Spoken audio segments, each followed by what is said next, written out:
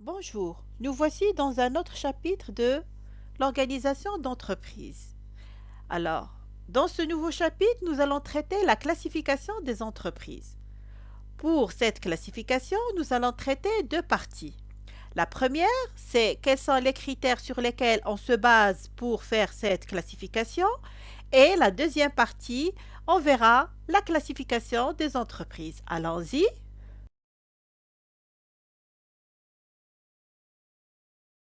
Alors, pour les critères sur lesquels on se base pour cette classification, il y a trois critères. Il y a le critère juridique, dimensionnel et le critère basé sur l'activité économique.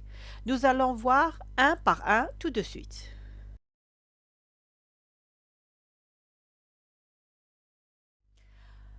Le critère juridique.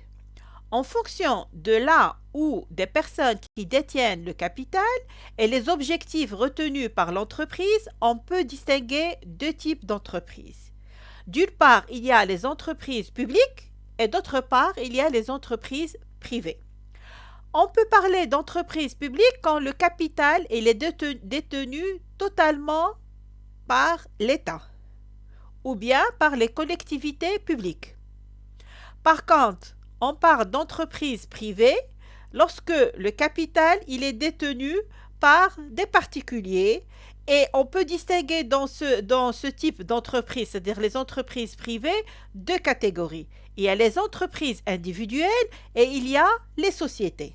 On parle d'entreprise individuelle lorsqu'il s'agit d'un seul propriétaire de cette entreprise. Et ce propriétaire, bien sûr, il va assumer tous les risques financiers. Par exemple, les artisans, les commerçants ou bien les professions libérales. Par contre, on peut parler de société quand il y a deux ou plusieurs associés. Alors, ces associés, ils vont assumer tous les risques et bien sûr, dans ce type de société, il existe plusieurs types. On les verra bien sûr quand on va parler de la classification.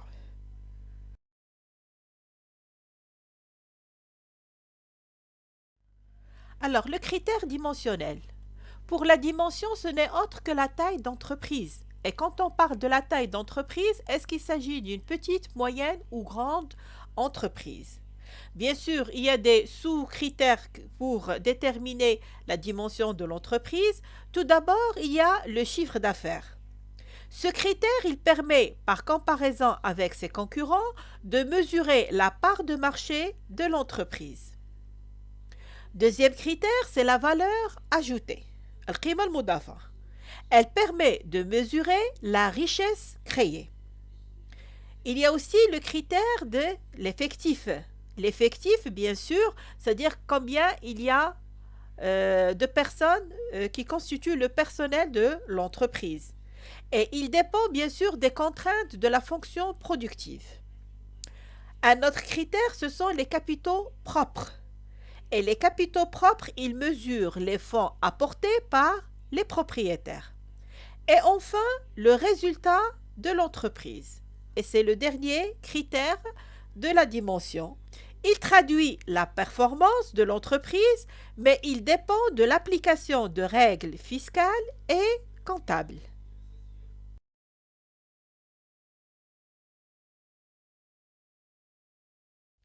Et enfin, le critère basé sur l'activité économique.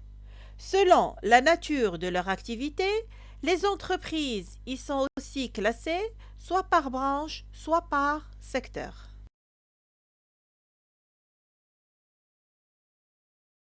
Alors, après avoir vu les critères sur lesquels on se base pour faire la classification des entreprises, maintenant on va passer à cette classification. Alors, pour la classification des entreprises, il y en a trois. Il y a une classification juridique, une classification économique et bien sûr, à la fin, une classification selon la dimension.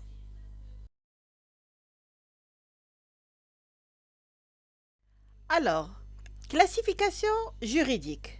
Quand on parle de la classification juridique, là, il faut bien sûr distinguer entre deux secteurs, aussi bien le secteur privé que le secteur public.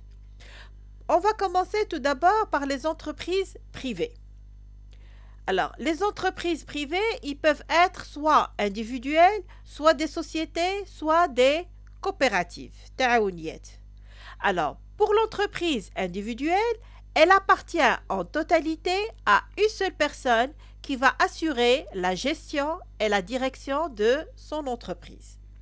Par contre, pour la société, automatiquement et juridiquement, la société est un contrat par lequel deux ou plusieurs personnes conviennent de mettre en commun leurs biens et leur travail, ou les deux à la fois, en vue de partager le bénéfice qui pourra être résulté. Autrement dit, on parle de société lorsqu'il y a deux ou plusieurs associés qui vont assumer tout ce qui concerne la gestion et bien sûr la production et le bénéfice de cette entreprise ou bien de cette société. Pour les sociétés, bien sûr, ils sont composés de plusieurs, c'est-à-dire il y en a plusieurs types de sociétés. Premièrement, il y a les sociétés de personnes. Qui dit société de personnes, c'est le résultat d'une entente qui est conclue entre deux personnes ou plus en vue d'exploiter une entreprise et d'en tirer un bénéfice. Je répète, on parle de société de personnes lorsqu'il y a une entente qui est conclue entre deux ou plusieurs personnes afin de tirer un bénéfice. Dans cette entreprise, c'est-à-dire dans ce type d'entreprise qui est la société de personnes, chacun il apporte une contribution financière. Alors cette contribution financière sous forme soit d'argent ou bien un bien. Alors, qui dit argent, bien sûr, c'est le liquide. Le bien, ça peut être soit un terrain, soit un local, soit des machines ou bien n'importe quel autre bien. Comme ça peut être aussi une contribution professionnelle, c'est-à-dire je peux être associé dans ce type de société par mon travail ou par ma compétence. Ou bien les deux, c'est-à-dire je peux être associé dans cette entreprise, dans ce type de société de personnes, en apportant de l'argent et du travail, ou bien un bien et une compétence, c'est-à-dire soit l'une, soit les deux. Maintenant, pour les sociétés de capitaux. Société de capitaux, c'est une société dont la raison essentielle n'est pas la personnalité des associés, c'est-à-dire peu importe leur personnalité, mais combien la part du capital, ras el mal, qu'ils ont apporté, leur responsabilité étant limitée à cet apport. Bien sûr, selon le pourcentage qui a été investi au niveau du capital, automatiquement, ils auront la part de leur bénéfice. Donc ça, c'est pour les sociétés de capitaux qui est le contraire des sociétés de personnes qui peuvent être soit une contribution sous forme d'argent ou bien de travail et compétences. Maintenant, les sociétés anonymes. Sociétés anonymes, هما الشركات المجهولة. Alors, société anonyme, c'est le nombre d'actionnaires ne peut être inférieur à 5. Bien sûr, le capital minimum est de 3 millions de dirhams pour les sociétés anonymes. Sociétés anonymes qu'on connaît couramment par SA, bien qu'on appelle couramment par SA. Ils font appel public à l'épargne et 300 000 dirhams dans le cas contraire. Le montant nominal de l'action ne peut être inférieur à 100 dirhams.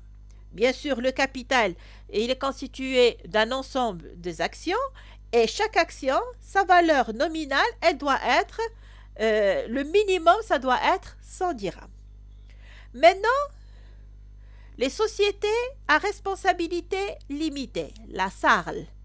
Alors, la SARL, c'est une seule personne, bien sûr, associée unique, qui peut contribuer à la SARL.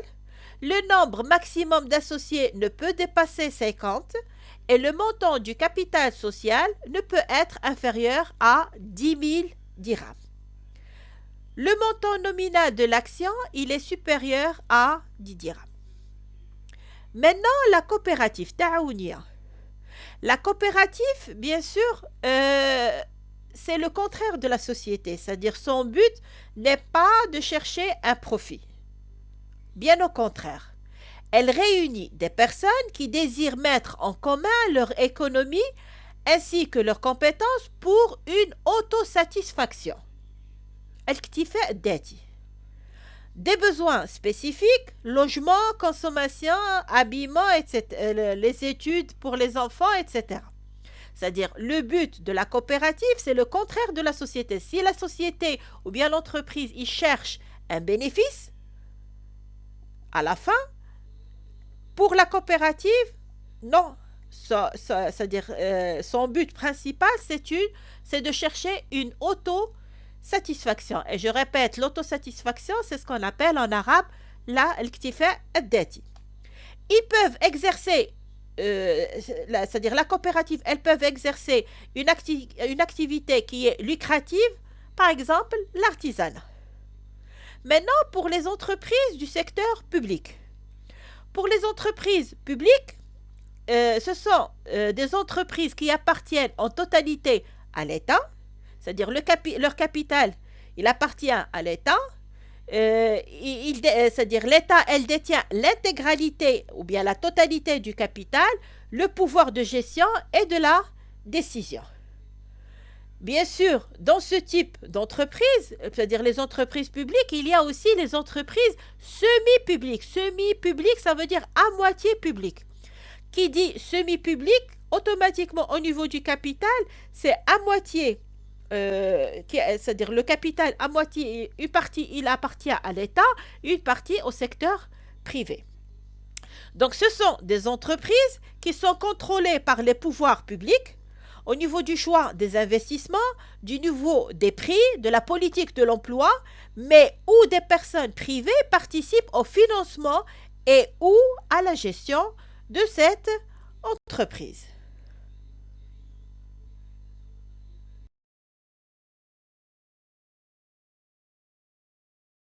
Classification économique. Pour ce type de classification, il peut se faire selon trois aspects. Soit une classification sectorielle, soit selon le type d'opération accomplie, ou soit selon la branche d'activité.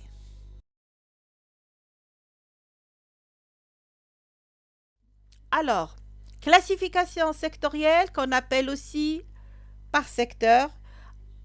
On distingue bien sûr trois types de secteurs. Il y a le secteur primaire, secondaire et tertiaire.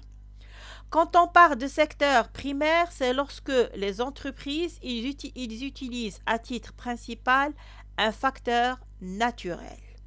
Qui dit facteur naturel comme pour l'agriculture, l'élevage ou la pêche.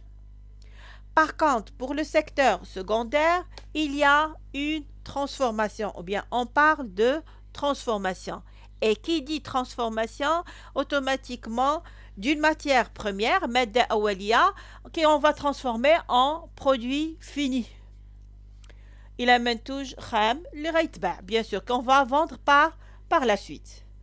Alors, ce type de secteur, c'est-à-dire le secteur secondaire, il regroupe toutes les entreprises industrielles.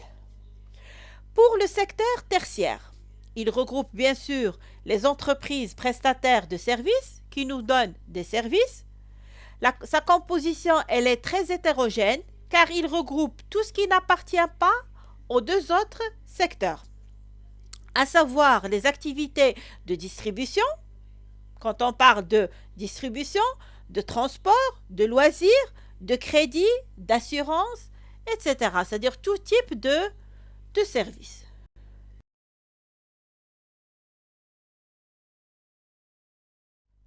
Classification selon le type d'opération accomplie. Alors, les opérations effectuées dans une entreprise, ils peuvent être classées en 5 catégories. Tout d'abord, les opérations agricoles. Ce sont les opérations dans lesquelles le facteur naturel il est prédominant. Les entreprises, ou bien, pardon, les opérations industrielles, c'est le genre de société qui peuvent effectuer des opérations de transformation. Et quand on parle de transformation, automatiquement de la matière première en produit fini. Troisième, bien sûr, catégorie, ce sont les opérations commerciales. Et dans les opérations commerciales, on peut distinguer bien sûr de distribution des biens. Elles assurent la fonction aussi bien de grossiste. Alors, qui dit grossiste, c'est-à-dire l'achat en grande quantité directement chez le fabricant et la vente en grande quantité aux revendeurs. Ça, c'est ce qu'on appelle le grossiste. Le semi-grossiste. Semi-grossiste, c'est un stade qui est intermédiaire entre le grossiste et le détaillant. Et bien sûr, détaillants, ce sont ceux qui vendent directement aux consommateurs. Ils sont alimentés soit directement par le producteur, soit par le grossiste ou par le semi-grossiste, en fonction et au fur et à mesure de leurs besoins. Maintenant, pour la dernière catégorie, ou l'avant-dernière catégorie, pardon, ce sont les entreprises de prestation de services. Alors, les entreprises de prestation de services, elles fournissent deux types de services. Il y a tout d'abord les services de production vendus à d'autres entreprises, comme pour les sociétés d'études, les agences de publicité par exemple. Il y a les services de consommation. À titre d'exemple, l'entreprise qui rend des services aux consommateurs, par exemple le transport, le restaurant, location, ainsi de suite. Et enfin, la dernière catégorie, ce sont les entreprises ou bien les opérations financières. Alors, les entreprises financières, elles réalisent des opérations financières, à savoir la création, la collecte, la transformation et la distribution des ressources monétaires et des ressources d'épargne. Un exemple de ce type d'entreprise, il y a la banque.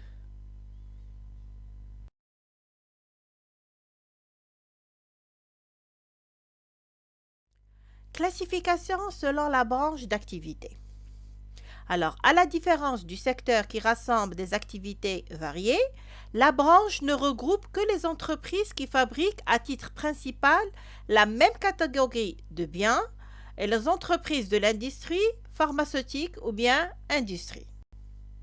Les entreprises d'une même branche ont donc notamment pour point commun, d'une part, l'usage d'une même technique, deuxièmement, l'utilisation de mêmes matières premières. Et troisièmement, des intérêts communs dans certains domaines, ce qui leur permet de regrouper certaines de leurs activités et de créer des services communs.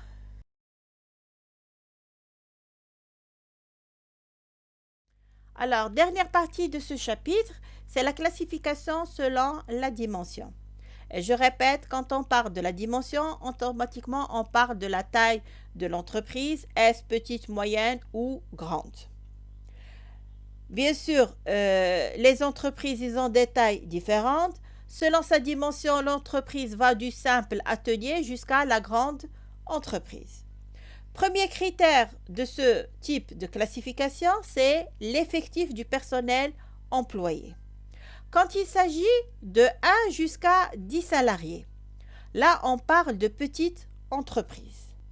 De 10 à 100, il y en a certains qui disent jusqu'à 500 salariés, on parle de moyenne entreprise. Et bien sûr, les grandes entreprises, c'est lorsque l'effectif, il dépasse ou bien il est supérieur ou égal à 500 salariés. Deuxième critère, c'est le chiffre d'affaires. Qui dit chiffre d'affaires, c'est l'ensemble des ventes qui ont été réalisées. Alors, le chiffre d'affaires, il permet d'avoir une idée sur le volume des transactions de l'entreprise avec ses clients. C'est-à-dire combien d'opérations ils ont été effectuées vis-à-vis de ses clients. L'importance d'une entreprise, elle peut se définir par le volume de ses transactions, bien sûr. Ce critère, il est important pour les raisons suivantes. D'une part, il est employé pour apprécier l'évolution des entreprises et pour les classer par ordre d'importance selon le chiffre d'affaires. D'autre part, il ne faut pas oublier que le chiffre d'affaires, c'est un outil de gestion, car sa variation, elle permet à l'entreprise de mesurer la pertinence de ses méthodes de vente, bien sûr. Et enfin, il est utilisé à des fins comparatives dans la mesure où il permet à l'entreprise de se positionner par rapport aux autres entreprises de la même branche, c'est-à-dire vis-à-vis de ses concurrents. Alors, enfin, il y a la valeur ajoutée. Alors, la valeur ajoutée, ce n'est autre que la différence entre la production et la consommation intermédiaire. Alors, qu'est-ce qu'on entend par consommation intermédiaire? Tout simplement, ce sont les achats d'une entreprise, car ce sont des biens qu'elle détruit effectivement, c'est-à-dire la consommation, mais à des fins qui sont productives, c'est-à-dire intermédiaires. Alors, j'espère que cette leçon vous a été bénéfique. Sur ce, je vous remercie et au prochain chapitre, Inch'Allah, qui va être bien sûr l'environnement de l'entreprise. Au revoir.